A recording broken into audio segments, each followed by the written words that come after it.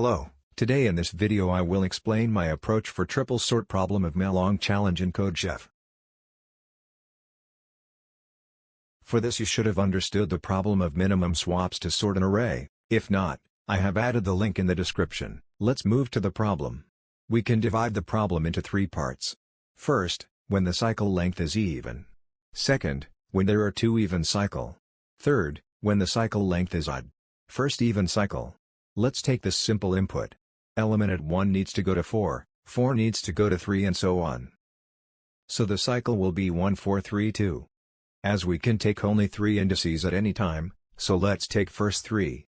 So we will take 1 4 3 and right shift among these, as per question. Let's observe closely.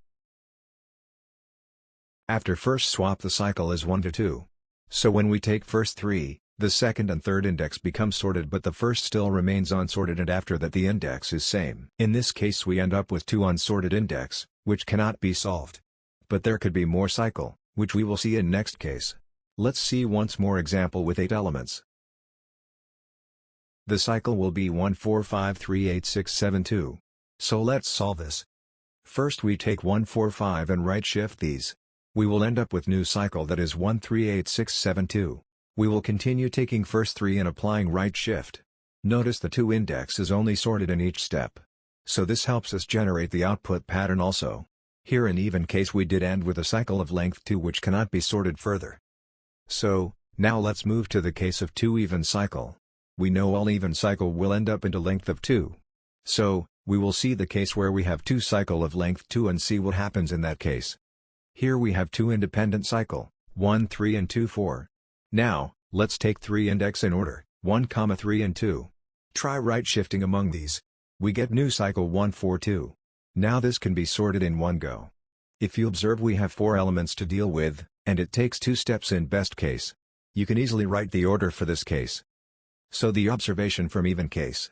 The final cycle length will always be 2, in best cases of swapping 3 indices at a time. When there are 2 even length cycle, which will eventually be length of 2 each. And they can be solved in 2 more steps. After taking first 3 from cycle, the second and third indices gets solved. Thus we can easily find the steps by having the cycle of indices. Now, moving to case 3, when cycle length is odd. Let's take 7 elements for this case. The order of cycle will be 1 4 5 3 7 6 and 2. Let's take first 3 at a time and perform right shift as we have done earlier. The new cycle formed will be 1 3 7 6 and 2. We can observe that here also the second and third element from cycle gets sorted as in the case of even cycle. We continue the process and we can see that the whole array gets sorted. So the steps can be written as we did in case of even. Here there is no unsorted element left. So, the observation from odd length cycle. When cycle of odd length, the array will finally get sorted. We take first 3 from cycle leaving first, second and third will be sorted. So this can help generate the indices at each time. So, now that I have discussed all the possible case, you can try and code yourself. If not, I will explaining my code next. I have created a function, which has parameters same as the question. This variable will be used to track the index I have traveled while performing a cycle. Ans variable will store the count of triplets. Res variable will store the triplets for output. To variable will store the even length cycles. Next we have a for loop on the input array. This is same as count for minimum swaps to sort an array, with a small modification. Here I am using a variable s to store the index of cycle. Now comes the part where we divide the work based on odd and even length cycle. From our observation, we know in odd length the no of times the shift operation is performed will be length by 2. We then run a loop to take element at 0 and next 2 elements in each successive steps.